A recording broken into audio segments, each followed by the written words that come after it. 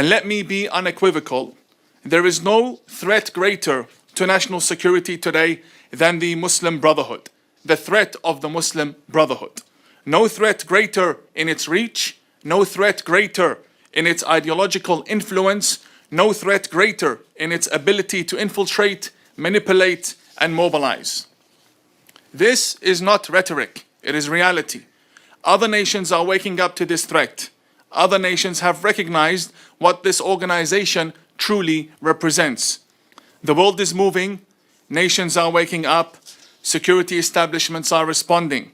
And yet, Canada is noticeably absent from this international conversation. We cannot afford this silence. Not when the evidence is overwhelming, not when the consequences of inaction are unfolding before our eyes, because here in Canada, CARE has friends and ideological fellows. And Muslim Brotherhood aligned groups across Canada openly declare that they follow the teachings of Hassan al-Banna, the ideological father of modern terrorism, whose ideas inspired Osama bin Laden, Al-Qaeda, ISIS, Hamas, you name it, and every major Islamist terrorist movement of our age.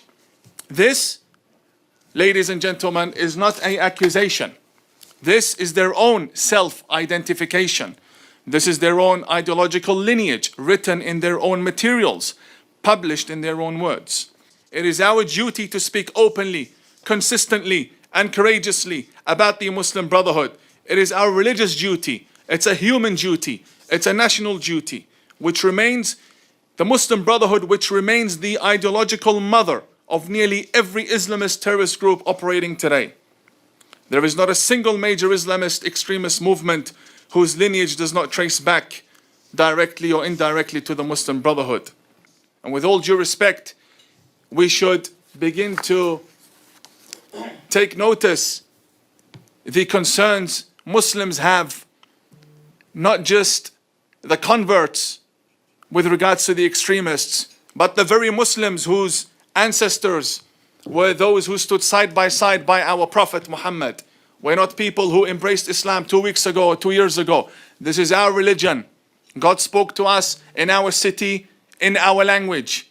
And therefore, when we see an organization, entities such as the Muslim Brotherhood, who do not represent Sunni Islam, because the Muslim Brotherhood is an organization, it is not a sect, not a school of thought. They have their own charter.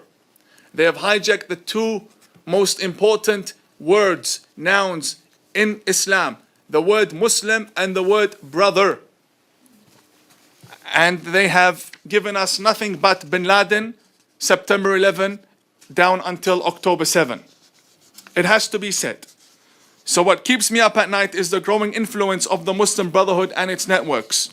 What keeps me up at night is the silence, the hesitation to confront these movements before they inflict deeper harm on our institutions, our youth, and our democracy.